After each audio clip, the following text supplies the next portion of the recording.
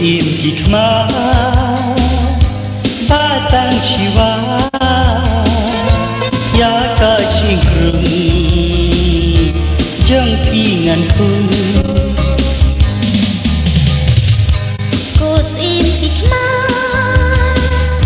batang jiwa ya ka cingkrung jengkinganku Kumta kisni kilek bakiwan Min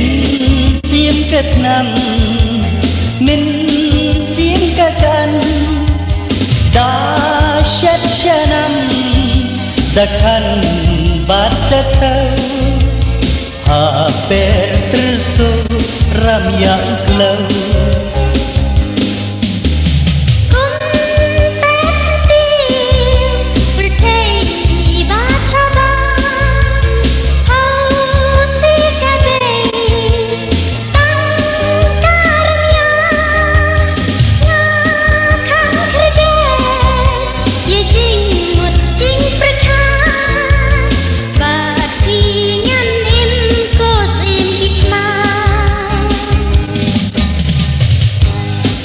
Im hikmah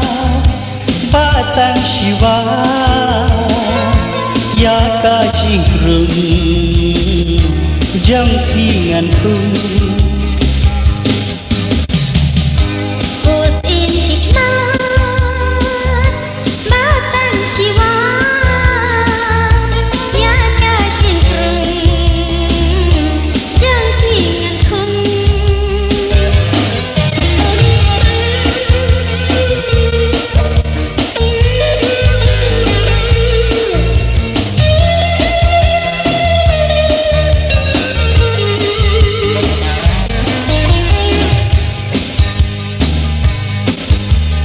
Kumta kisni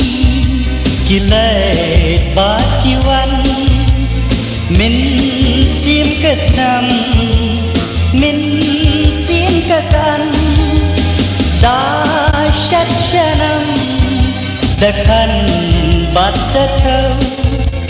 Haper tersu ramya uklau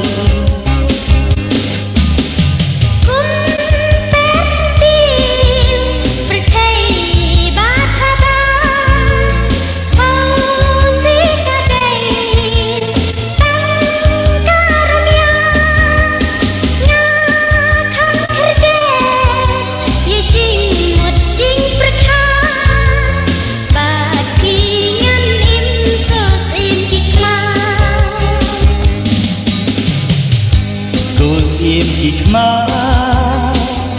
batang jiwa ya ka cingkrung jengkinganku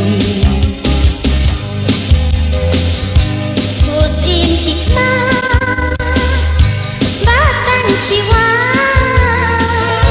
ya ka cingkrung jengkinganku Kumta kisni kilek bakiwan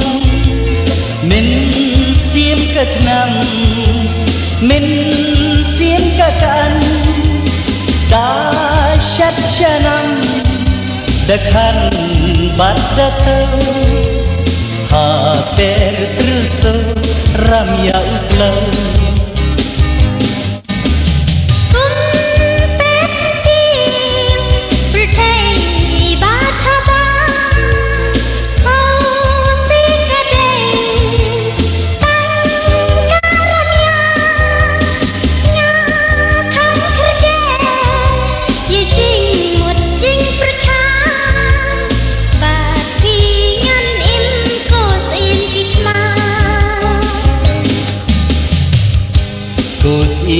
mà ba tang shiwa ya ka shing krung jang thi ngan khung